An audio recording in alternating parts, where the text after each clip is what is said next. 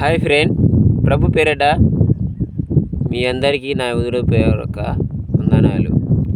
ఈరోజు దేవుడు వాగ్దానం ఇచ్చినది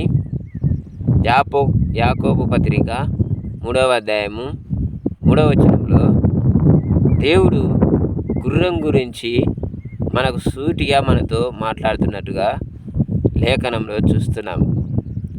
గుర్రము మనకు లోబడాలి అంటే ఆ గుర్రానికి నోటికి కళ్ళెము పెట్టాలి.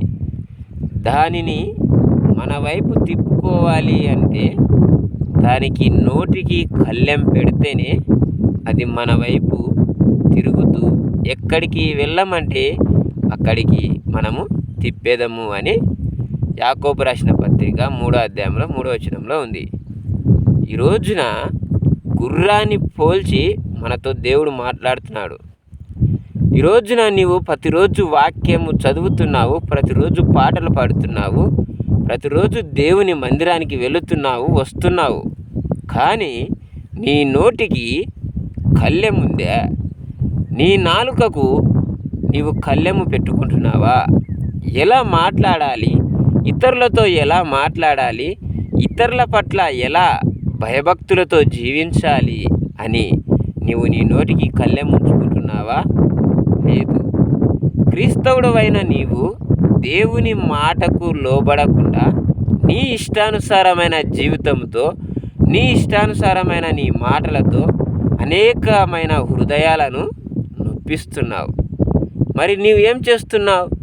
దేవుని వాక్యంలో సత్యము ఉంది కదా, ఆ సత్యాన్ని తెలుసుకొని ఎలా జీవిస్తున్నావు?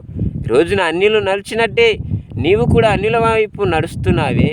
రోజున చాలా తప్పులు జరిగేటివి ఏమిటంటే, విశ్వాసిని చూసి అన్యులు నేర్చుకోవాలి, కానీ మరి అన్యులను చూసి విశ్వాసులము అయిన మనము చెడిపోతున్నట్టుగా చూస్తున్నాం. మరి ప్రియమైన బిడ్డలారా, ప్రియులారా, దేవుడు చెప్తున్నాడు, నోటికి కళ్ళెం ఉంటేనే నువ్వు ఎలాగ జీవించాలనో అలాగా జీవించాలి అని వాక్యం ద్వారా దేవుడు మాట్లాడుతున్నాడు. ప్రతి ఒక్కరూ తెలుసుకొని దేవుని ప్రేమను అనేకులకు పరచాలి, కానీ వారిని బాధ పెట్టకూడదు.